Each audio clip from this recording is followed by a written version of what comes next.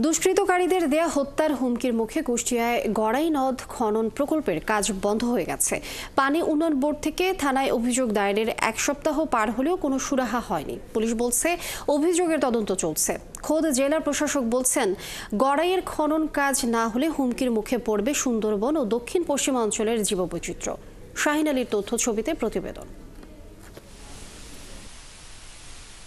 প্রমত্তা পদ্মার প্রধান শাখা কুষ্টিয়ার গড়াই নদ মাগুরা, রাজবাড়ী, ঝিনাইদহ, ফরিদপুর, যশোর ও খুলনা হয়ে এই নদ সুন্দরবনে মিশেছে। লবণাক্ততা থেকে সুন্দরবনকে বাঁচাতে মিঠা পানির সরবরাহ ও জীববৈচিত্র্য রক্ষায় গড়াই নদের পানি প্রবাহ ঠিক রাখার ওপর গুরুত্ব দিচ্ছিলেন পরিবেশ বিশেষজ্ঞরা। তাই পানি উন্নয়ন বোর্ডের অধীনে নেওয়া হয় গড়াই রক্ষার খনন প্রকল্প। এবছর খনন কাজ শুরুর সব আয়োজন শেষ হলেও গেল 12 জানুয়ারি রাতে একদল দুষ্কৃতকারী মুখ ঢেকে কাজ বন্ধের জন্য হত্যার হুমকি দেয়। জীবনের ভয়ে খনন কাজ বন্ধ রেখেছেন রেজার কর্মীরা। আমাদেরকে এই বল হুমকি দেয়, যদি ড্রেজিং কাজ শুরু করা হয় তাহলে একজনেরও মাথা থাকবে না।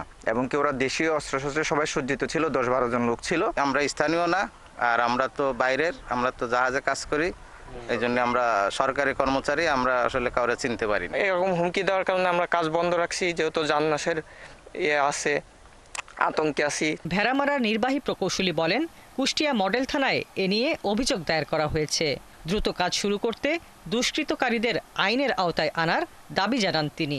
আমাদের মেয়াদ হচ্ছে জুন 30 পর্যন্ত। কাজে তাড়াতাড়ি কাজ না হলে এই কাজ মানে সঠিক সময়ে সম্পন্ন করা সম্ভব হবে না এবং সুন্দরবনের লবণাক্ততা ও জীব বৈচিত্র্য রক্ষা পাবে না। এদিকে শুধু একদল দুষ্কৃতকারীর হুমকিতে এত বড় প্রকল্পের কাজ বন্ধ থাকায় ক্ষোভ প্রকাশ করেছেন এলাকার লোকজন। এর জবাবে কুষ্টিয়ার পুলিশ সুপার বলেন, অভিযোগের তদন্ত চলছে, দ্রুত আইনগত ব্যবস্থা নেওয়া হবে। অভিযোগ পাওয়ার প্রেক্ষিতে আমরা একজন অফিসারকে তদন্তকারী কর্মকর্তা নিয়োগ করেছি, সে তদন্ত করে দেখতেছে, তদন্ত সাপেক্ষে এটা আমরা আইনগত ব্যবস্থা গ্রহণ করব। পানি উন্নয়ন বোর্ডের অধীনে গড়াই নদী রক্ষায় এই প্রকল্পটি শুরু হয় 1 যুগ আগে। 110 কোটি টাকা ব্যয়ে বর্তমান প্রকল্পটি 2018 সালে শুরু হয়ে চলতি বছরের 30 জুনের মধ্যে শেষ হওয়ার কথা রয়েছে। হাসিবা আলী বর্ণা, 71।